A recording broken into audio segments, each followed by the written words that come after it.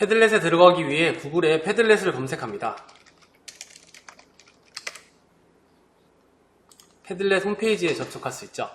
패들렛은 벽면이란 뜻으로 많은 사람들이 동시에 포스트잇을 붙일 수 있게 하는 웹 어플리케이션이라고 볼 수 있습니다. 그러면 패들렛에 로그인을 해보겠습니다. 로그인 방법은 여러 가지 방법이 있는데 저는 간편한 구글 로그인을 한번 해보도록 하겠습니다. 구글 중에서 자신의 계정을 선택하게 되면 패들렛 화면으로 들어오게 됩니다. 자, 이제 패들렛을 만들어 보도록 할게요. 패들렛을 만드는 방법은 위에 패들렛 만들기를 누르면 됩니다. 패들렛 만들기를 누르면 여러 가지를 선택할 수 있는데 기본적인 벽을 눌러 볼게요. 여기서 기본적인 세팅이 가능합니다. 다음을 누르면 패들렛을 만들 수 있어요. 자, 이제 패들렛에다가 글을 써보도록 하겠습니다. 글을 쓰는 방법은 오른쪽 아래에 플러스 버튼을 누르게 되면 됩니다. 플러스 버튼을 누르게 되면 이런 것이 쓰고 여기에다 글을 적으면 됩니다. 글뿐만 아니라 여기에서는 사진을 올릴 수도 있고 인터넷 검색, 구글 검색을 통해서 찾은 사진을 업로드할 수도 있어요. 이번에는 휴대폰과 같은 모바일 기기를 이용해서 패들렛에 접속하는 방법을 알아보겠습니다. 교사가 만든 이 패들렛을 공유하기 위해서는 오른쪽 위에 있는 공유 버튼을 누르게 되면 여러 가지 공유 방식을 볼 수 있습니다. 링크를 보내주거나 QR코드, 이메일 등등을 이용해서 이 패들렛을 공유할 수 있는데요. 오늘은 QR코드를 이용해서 공유하는 방식을 알아보겠습니다. QR코드가 이렇게 화면에 뜨게 되고 휴대폰 화면에서 패들렛을 실행합니다. 마찬가지로 로그인을 하게 되는데 이번에도 구글로 학생 계정으로 로그인을 해볼게요. 이후에 모바일에서도 패들렛을 만들 수 있지만 이번에는 교사가 만든 패들렛에 접속을 하기 위해서 QR코드를 누릅니다. 그리고 QR코드 스캔을 누르게 되면 화면에서 QR코드를 찍게 되고 휴대폰 화면에 교사가 만들었던 패들렛 화면이 나오는 걸 알 수 있습니다. 모바일에서도 PC와 같이 글을 쓸 수 있습니다. 오른쪽 아래 플러스 버튼을 누르게 되면 입력이 가능하고요. 또 플러스 버튼을 이용하면 휴대폰에서 찍은 사진을 업로드할 수도 있습니다.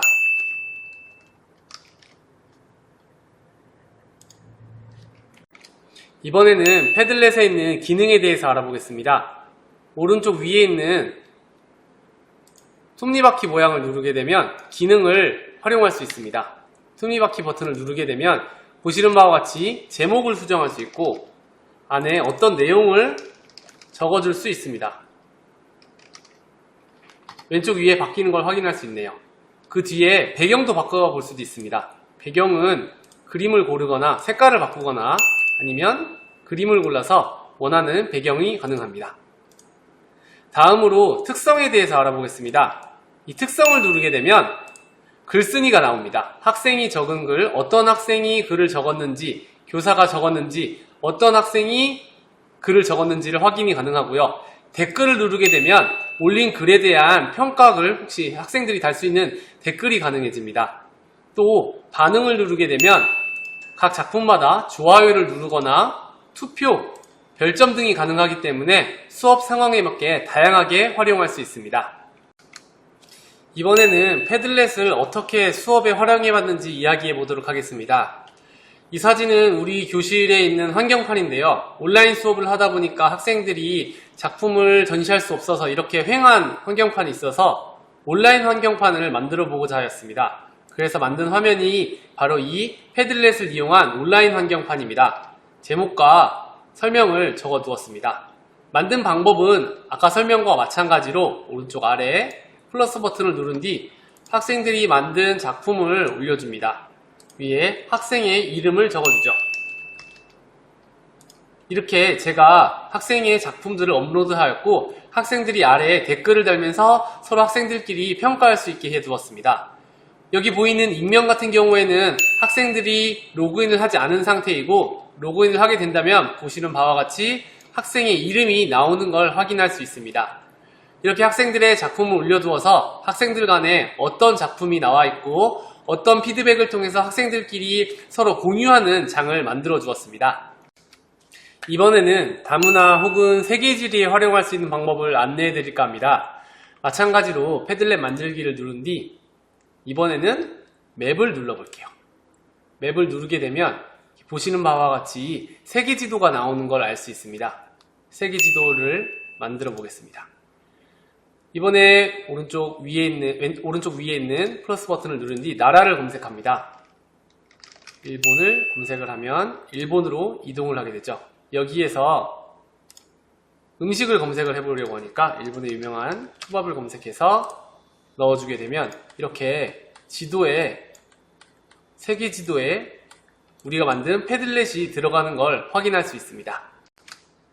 간단하게 3개의 음식들이란 패들렛을 만들어 보았는데요. 각 나라를 눌렀을 때 보시는 바와 같이 사진을 삽입해서 음식들의 모습을 볼 수 있게 하고 또 유튜브 링크를 넣게 되면 바와 같이 유튜브 자료로서 넣어서 활용할 수가 있습니다. 이번에는 모둠별로 의견을 모으는 방법을 안내해 드릴까 합니다. 패들렛 만들기에서 선반을 누릅니다. 기본적으로 제시되는 걸 누르면 보는 바와 같이 큰 차이가 없어 보이지만 여기에 모둠을 적어줍니다.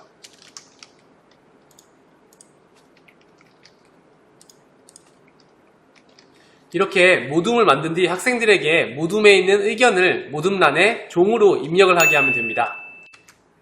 이렇게 만들어진 패들렛에 학생들은 더하기 버튼을 눌러서 자신의 의견을 적어주게 됩니다.